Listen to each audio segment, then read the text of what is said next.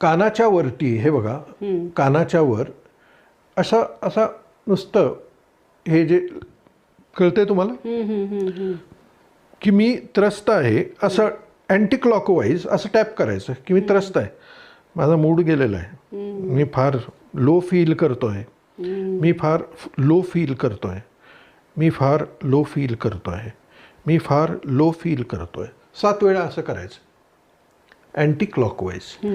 आणि उजव्या कानावरती तिथंच मला अतिशय छान वाटतं आहे, मी उत्तम आहे, मी इतका प्रसन्न आहे, मला छान वाटतं आहे, मी एकदम प्रसन्न आहे, मी प्रसन्न आहे, हे 7 वेळा करायचं. स्वस्थ बसायचं.